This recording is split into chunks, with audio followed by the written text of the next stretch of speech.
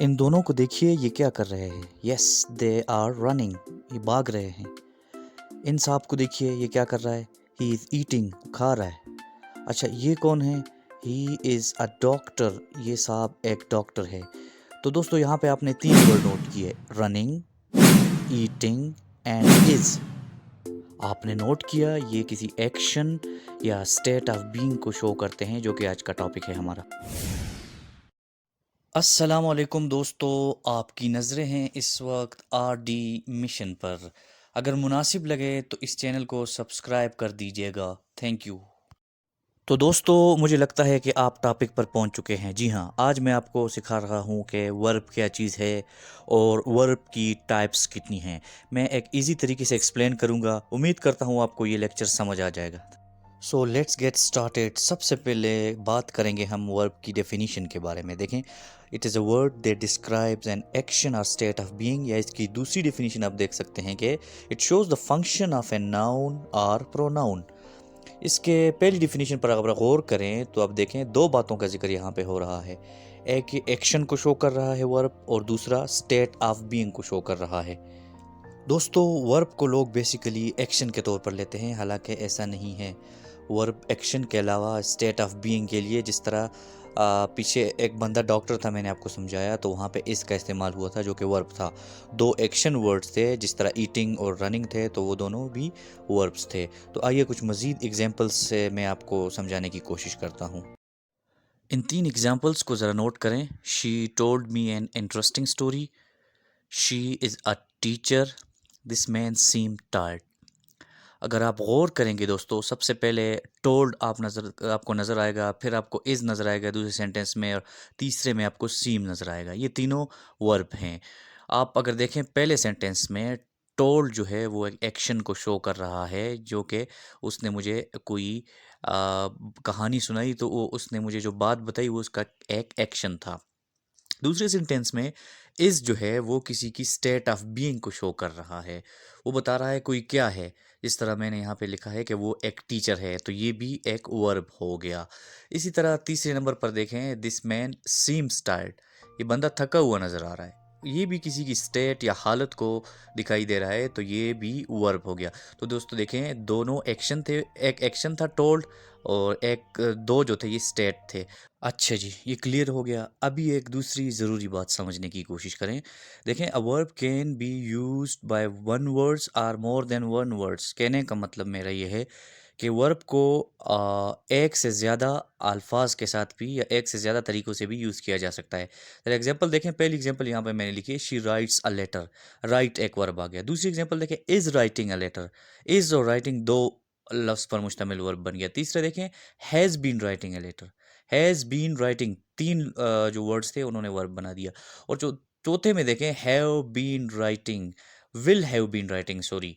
तो आप देखें, विल हैव बीन राइटिंग, ये चार जो हैं ये मिलकर वर्ब का रोल प्ले कर रहे हैं। तो इसका मतलब ये हुआ कि वर्ब को एक से ज़्यादा वर्ड्स के तौर पर भी लिया जा सकता है, जो कि इस एग्जांपल से मैंने समझा दिया है। तो दोस्तों बात करते हैं काइंड्स ऑफ वर्ब की। वर्ब को दो ग्रुप्स में डिवाइड किया गया है, फाइनाइट वर्ब्स और दूसरे नंबर पर नॉन फाइनाइट वर्ब्स। तो चलें सबसे पहले फाइनाइट वर्ब्स की डेफिनेशन के बारे में जानते हैं। तो फाइनाइट वर्ब्स वो वाले वर्ब्स होते हैं जो कि अपनी फॉर्म को और अपनी हालत को जो है वो टेंस के मुताबिक, या जो प्रेजेंट हो टेंस हो या पास्ट टेंस हो, या सेंटेंस में जो पर्सन होता है जैसे सब्जेक्ट होता है उसके मुताबिक बदल सकता है। ये उसके मुताबिक ख़ुद को तब्दील कर देता है। वो कैसे, आइए आपको एक एग्जांपल के ज़रिए से समझाने की कोशिश करता हूँ।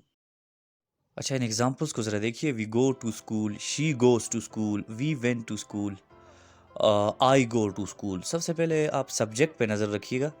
पहले सेंटेंस में सब्जेक्ट जो है वो है वी। यहाँ पे सब्जेक्ट का रोल प्ले कर रहा है, और इसके साथ वर्ब को देखें वो है गो। गो जो है वर्ब की पहली फॉर्म यहाँ पे यूज़ हुई है। अच्छा, इसके बाद ज़रा देखिए आप, दूसरे सेंटेंस में सब्जेक्ट को शी है।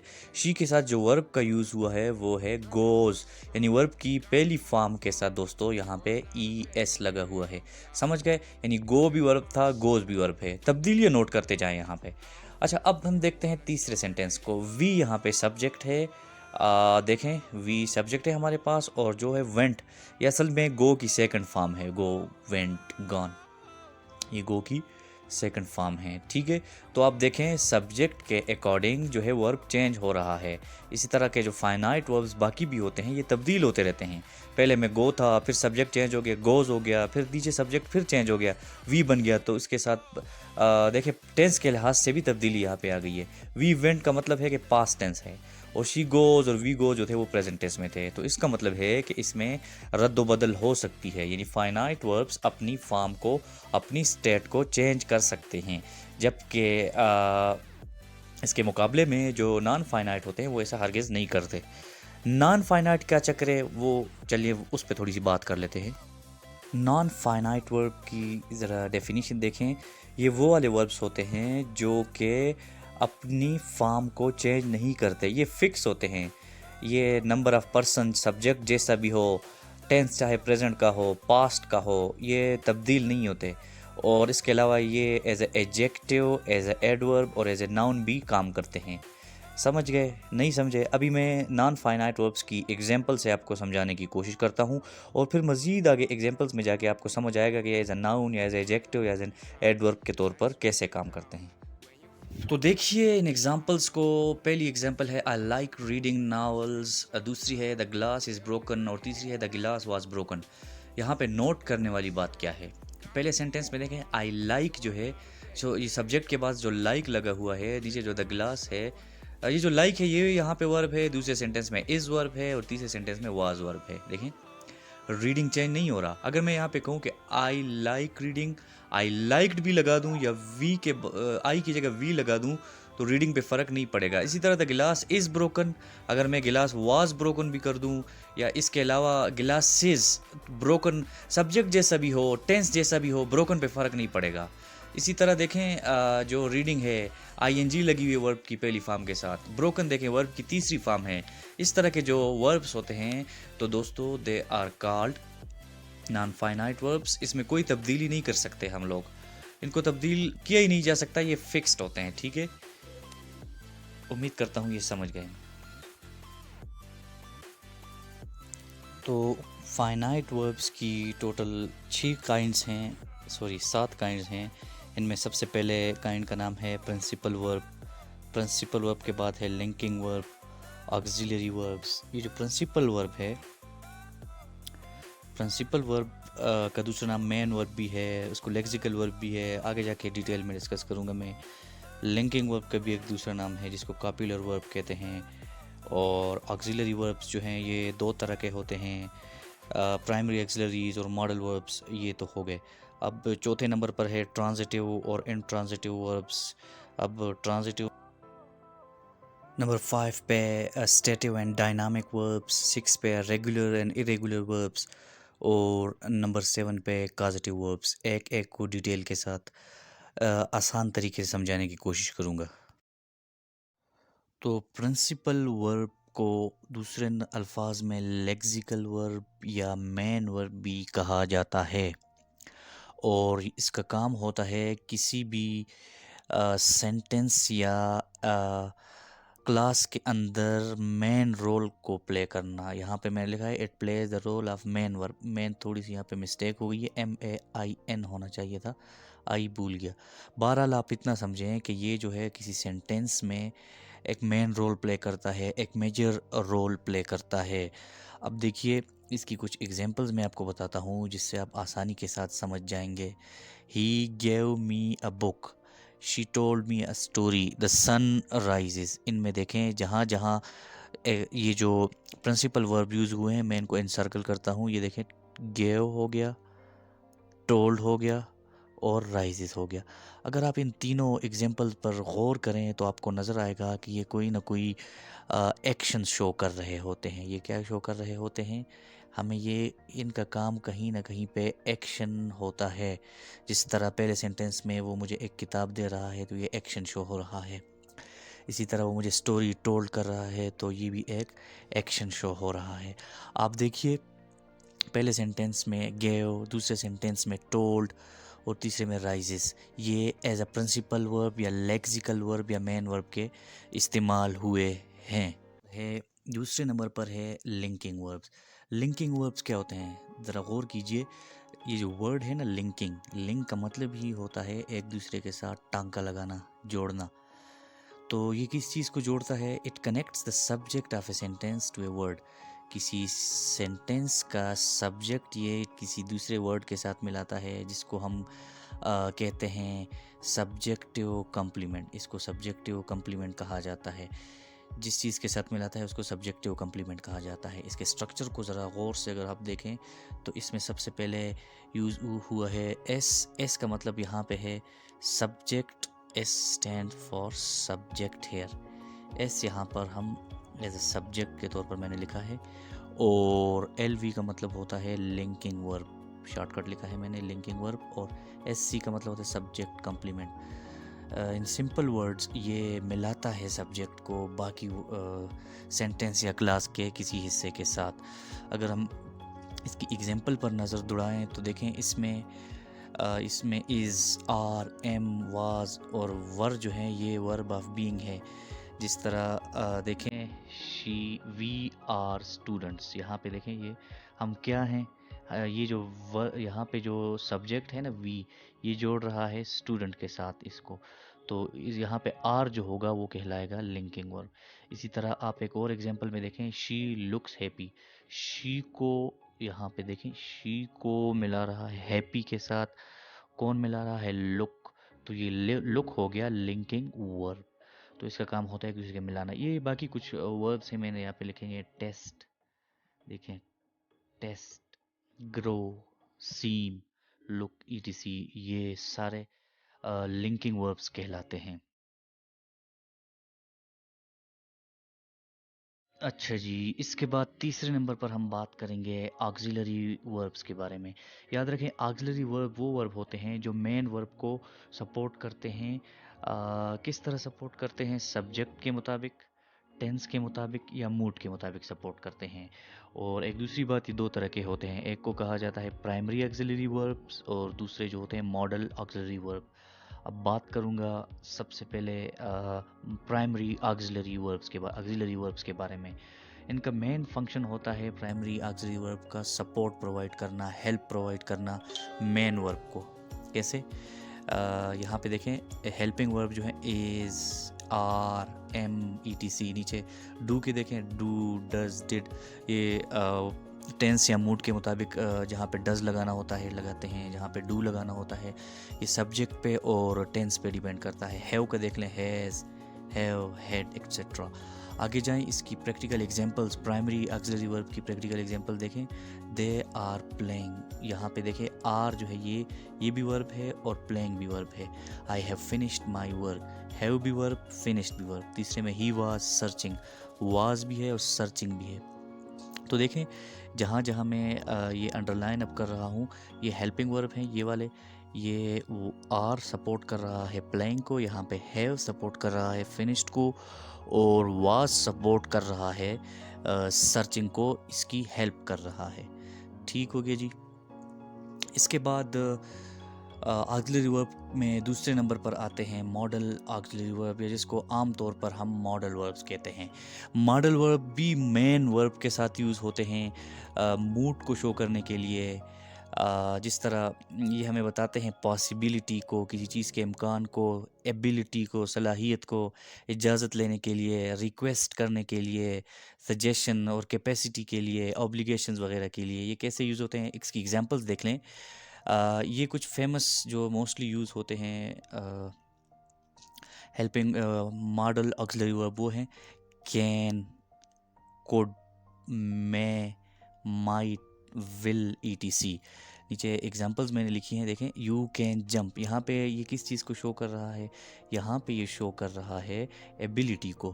कैन यहाँ पे एबिलिटी को शो कर रहा है। दूसरे सेंटेंस में देखें इट मे रेन, ये किस चीज़ को शो कर रहा है?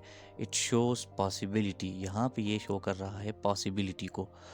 तो ये तो था मॉडल वर्ब। अब इसके बाद अगला टॉपिक है ट्रांजिटिव वर्ब्स। याद रखें अभी मैं फाइनाइट वर्ब्स के बारे में ही बात कर रहा हूँ। ये जितनी भी फॉर्म्स में पढ़ा रहा हूँ ये सारी की सारी फाइनाइट वर्ब्स के ज़ुमरे में आती हैं। तो चलिए बात करते हैं ट्रांजिटिव वर्ब में। आसान अल्फाज में अगर मैं बताऊँ तो ट्रांजिटिव वर्ब वो होता है जिसको ऑब्जेक्ट की ज़रूरत होती है कंप्लीट करने के लिए। इस सेंटेंस को ज़रा देखें, शी गिव्स अ गिफ्ट। यहाँ पे ये जो गिव्स है ये ट्रांजिटिव वर्ब है। अगर मैं यहाँ पे गिव्स के बाद गिफ्ट ऑब्जेक्ट ना लगाऊँ तो ये काम नहीं करेगा। इसी तरह ही क्रॉस द रोड, ये दूसरा सेंटेंस है। यहाँ पे क्रॉस देखें, अगर मैं ये द रोड इससे हटा दूँ, पीछे क्रॉस जो है ये फिर ही क्रॉस्ड, उसने क्या क्रॉस किया, सेंस कंप्लीट नहीं होता। तो ट्रांजिटिव वर्ब सिंपल वर्ड्स में वो वाले वर्ब्स होते हैं जिसको ऑब्जेक्ट की ज़रूरत पड़ती है। ठीक हो गया जी। आगे जाते हैं। इंट्रांजिटिव वर्ब की बात अगर करें तो ये उसका ट्रांजिटिव वर्ब का अपोजिट है, इसको ऑब्जेक्ट की ज़रूरत नहीं पड़ती। ये एग्जांपल ज़रा देखें, द सन राइजेस। अगर ये देखें राइजेस वर्ब है, इसके बाद कोई ऑब्जेक्ट नहीं है, यहाँ पे कोई भी ऑब्जेक्ट नहीं है। शी सिंग्स, सिंग यहाँ पे वर्ब है, इसके बाद कोई ऑब्जेक्ट नहीं है और फिर भी जो सेंस है वो कंप्लीट हो रहा है। इंट्रांजिटिव वर्ब के बाद आगे आते हैं रेगुलर और इरेगुलर वर्ब के बारे में। ये कुछ वर्ब्स मैंने लिखे, आप देखें। वर्ब एक लिखा हुआ है टॉक, पहली फॉर्म इसकी, बेस फॉर्म, सेकंड फॉर्म और third form talked. Wash, washed, washed. एक चीज़ यहाँ पे अगर आप नोट करें तो देखें, सेकंड फॉर्म बनाने के लिए और थर्ड फॉर्म बनाने के लिए सिर्फ ईडी का इस्तेमाल यहाँ पे मैंने किया है, बाकी इसकी शेप हुई है। तो इस तरह के वर्ब्स को हम कहेंगे रेगुलर वर्ब्स। ये वाले वर्ब्स कहलाएंगे रेगुलर वर्ब्स। इसके मुकाबले में कुछ वर्ब ऐसे हैं जो ये नीचे वाले आप ज़रा देखें, फर्स्ट फॉर्म अलग, दूसरी फॉर्म अलग और तीसरी फॉर्म अलग। गो, वेंट, गॉन। टेक, टुक, टेकन। पहली फॉर्म, दूसरी फॉर्म और तीसरी फॉर्म में जो फ़र्क है इसको कहते हैं इरेगुलर वर्ब्स। अच्छा जी, ये भी हो गया। आखिर में काजेटिव वर्ब्स क्या होते हैं? Causative verbs verbs that shows the reason that something happen. इसके नाम से ही पता चलता है कि काज, काज का मतलब है वजह, किसी वजह से कोई काम हुआ। इस तरह एग्जाम्पल को देखें, I had the paper signed, किसी वजह से मैंने पेपर साइन कर दिए। The police made them surrender, यहाँ पे सरेंडर की थोड़ी सी चीज़ छुपी हुई है, लेकिन the police made them surrender, ये पुलिस ने उनको सरेंडर करने पर मजबूर कर दिया। पुलिस की वजह से कोई काम हुआ, किसी और वजह से कोई रीज़न बीच में आ जाए तो उसको काजेटिव वर्ब कहते हैं। ये कुछ काजेटिव वर्ब्स हैं। लेट, लेट काजेटिव वर्ब है यहाँ पे, ये देखें, let, have, get, help, make, ये काजेटिव वर्ब्स हैं और इनके बाद टू नहीं लगता। ठीक है, अच्छा जी, काजेटिव वर्ब हो गया। अब डायनामिक वर्ब की बात करते हैं। डायनामिक वर्ब कौन सी बला है? डायनामिक वर्ब उस वर्ब को कहते हैं जो मेनली एक्शन को शो करता है, जिस तरह आई ईट, आई किक, आई प्ले। ये जो डायनामिक जो डायनामाइट किस्म के होते हैं वो डायनामिक वर्ब्स होते हैं। इसके मुकाबले में स्टेटिव वर्ब क्या होते हैं? स्टेटिव वर्ब्स कौन से होते हैं? जो पहले मैं बता चुका हूँ, किसी चीज़ की स्टेट के बारे में बात करें, किसी चीज़ की हालत के बारे में बात करें। मिसाल के तौर पर she looks happy, looks happy, looks यहाँ पे देखिए ये स्टेटिव वर्ब है, इसकी स्टेट को बता रहा है। सीम्स भी एक तरह का स्टेटिव वर्ब है। ओके जी, अब आते हैं आखिर की तरफ। इसी के साथ मैंने फाइनाइट वर्ब जो था इसकी सारी फॉर्म्स एक्सप्लेन कर दी। तो आगे दोस्तों है kinds of non finite verbs. Non finite verbs की कौन सी काइंड्स हैं? पहली काइंड है इन्फिनेटिव, दूसरी काइंड है जेरंड और तीसरी काइंड का नाम है पार्टिसिपल। अब मैं एक एक को डिटेल के साथ एक्सप्लेन करूँगा। देखिए, सबसे पहले इन्फिनेटिव के बारे में बात करते हैं। इन्फिनेटिव के बारे में इतना याद रखें कि इन्फिनेटिव जो होता है ये वर्ब की पहली फॉर्म के साथ के उससे पहले टू लगाने से बनता है। ये देखें, वर्ब की जो बेस फॉर्म है उससे पहले टू लगाने से इन्फिनेटिव बन जाता है। और इसका काम क्या होता है, ये किस तौर पर काम करता है? ये एज एन नाउन काम करता है और एज एन एडजेक्टिव या एज एन एडवर्ब काम करता है। इसकी एग्जांपल्स देखें, to play, to eat, to write. अच्छा, कुछ सेंटेंसेस के साथ यहाँ पे मैंने लिखे हुए हैं। I like to eat fruit. To eat, मुझे फल खाना पसंद है, ये इन्फिनेटिव हो गया और ये है नॉन फाइनाइट वर्ब। इससे पहले लाइक देखें, ये फाइनाइट वर्ब है। टू वॉक इज़ यूज़फुल, ये as a subject, as a noun यहाँ पे यूज़ हुआ है और जैसा कि इससे पहले मैंने आपको बताया था कि इनेक्टिव जो है वो इन्फिनेटिव एज अ नाउन भी एक्ट करता है। तो यहाँ पे आप देखें टू वॉक में एज अ नाउन या एज अ सब्जेक्ट के तौर पर इस्तेमाल किया गया है। अगली बात जेरंड। अच्छा, जेरंड जो है मैंने एक अलग से एक वीडियो बनाई है जेरंड के बारे में। जेरंड मैंने वहाँ डिटेल के साथ डिस्कस किया है। हाँ, सिर्फ इतना बताऊँ कि जेरंड जो है ये वर्ब की पहली फॉर्म के साथ आईएनजी लगाने के साथ बनता है। जिस तरह स्विम एक वर्ब की पहली फॉर्म है ना, SWIM, इसके साथ आईएनजी लगाओ तो स्विमिंग हो गया। ठीक है जी। और दूसरी बात, जब वर्ब की पहली फॉर्म के साथ आईएनजी लग जाए तो ये फिर वर्ब नहीं रहता, बल्कि ये काम करता है एज ए नाउन। ये किस चीज़ के तौर पर काम करता है? नाउन के तौर पर काम करता है। इस बात को याद रखें। एग्जाम्पल देखें ज़रा जेरंड की। Walking, smoking. Smoking is a bad habit. यहाँ पे देखिए स्मोकिंग एज ए सब्जेक्ट काम कर रहा है और एज अ नाउन के तौर पर काम कर रहा है, हालांकि वर्ब यहाँ पे इज़ ऑलरेडी मौजूद है। तो आखिर में बात करता हूँ पार्टिसिपल के बारे में। ये पार्टिसिपल जो है ये क्या चीज़ है? पार्टिसिपल नॉन फाइनाइट वर्ब की एक किस्म है और ये वर्ब से बेसिकली बनता है और as a verb, as an adjective और एज एन एडवर्ब काम करता है। 3 तरह के पार्टिसिपल होते हैं, याद रखिए। प्रेजेंट पार्टिसिपल, पास्ट पार्टिसिपल और परफेक्ट पार्टिसिपल। एक एक को डिस्कस करूँगा। अभी सबसे पहले बात करूँगा प्रेजेंट पार्टिसिपल के बारे में। प्रेजेंट पार्टिसिपल जो होता है ये वर्ब की पहली फॉर्म के साथ आईएनजी लगाने से बनता है। इसमें और जेरंड में कंफ्यूज नहीं होना। देखें प्लेइंग, दे आर प्लेइंग, ये वो खेल रहे हैं। आई सा अ बर्निंग हट, यहाँ पे देखें बर्निंग जो है ये एक पार्टिसिपल है और एज एन एडजेक्टिव यूज़ हुआ है। बर्निंग हट, हट नाउन हो गया और बर्निंग यहाँ पे एन एडजेक्टिव है, क्योंकि ये एडजेक्टिव यहाँ पे नाउन को क्वालिफाई कर रहा है। तो ये पार्टिसिपल प्रेजेंट पार्टिसिपल है और एज अ एडजेक्टिव काम कर रहा है। दे आर प्लेइंग में ये एज अ वर्ब काम कर रहा है। तो इसके बाद है पार्टिसिपल की सेकंड फॉर्म, जिसको कहा जाता है पास्ट पार्टिसिपल। ये बेसिकली होता है थर्ड फॉर्म ऑफ वर्ब। यहाँ पे देखें ये वर्ब की तीसरी फॉर्म से बनता है। यह वर्ब की तीसरी फॉर्म ही होती है। एग्जाम्पल ज़रा देखें। ब्रोकन, टूटा हुआ। There is a broken chair, as an adjective use हुआ है। चेयर नाउन हो गया और ब्रोकन इसके मीनिंग में इजाफा कर रहा है, तो ये as a past participle use हो रहा है और एज एन एडजेक्टिव यूज़ हो रहा है। फिनिश्ड को देखें, दूसरा वर्ब यहाँ पे मैंने लिखा है फिनिश्ड। फिनिश्ड वर्ब की तीसरी फॉर्म है, फिनिश की तीसरी फॉर्म है और it acts as a main verb. यहाँ पे एज अ वर्ब के तौर पर काम कर रहा है, तो ये पास्ट पार्टिसिपल हो गया। अच्छा जी, आखिर में बात करेंगे परफेक्ट पार्टिसिपल। परफेक्ट पार्टिसिपल उस वक्त यूज़ होता है जब एक काम कंप्लीट हो जाए और दूसरा काम करें। मिसाल के तौर पर इस एग्जांपल से आप आसानी के साथ समझ जाएंगे। देखिए, he took tea, he went to office. इस एग्जांपल को अब शॉर्टकट लिखना या परफेक्ट पार्टिसिपल को या सेंटेंस को सिंपल करते हुए ये ऐसे कहेंगे हम, ये थोड़ा सा awkward भी लगता है। आप देखें, he took tea, he went to office. अगर इसको प्रॉपर अंदाज से कहेंगे तो ये इस तरह होगा कि हैविंग टेकन टी, चाय पीते ही वेंट टू स्कूल, वो स्कूल चला गया है। देखें, having taken tea, he went to school. इसके स्ट्रक्चर को ज़रा देखें। स्ट्रक्चर में इसमें हैविंग आएगा और हैविंग के फ़ौरन बाद थर्ड फॉर्म ऑफ वर्ब आएगा। जिस तरह he took tea, having taken tea, taken आ गया वर्ब की तीसरी फॉर्म और वेंट टू स्कूल ये अपनी जगह पे आ गया। तो इसी के साथ जो वर्ब है ये सारे का सारा कंप्लीट हो चुका है और थैंक यू। अच्छा, इस चैनल को सब्सक्राइब कर दो यार।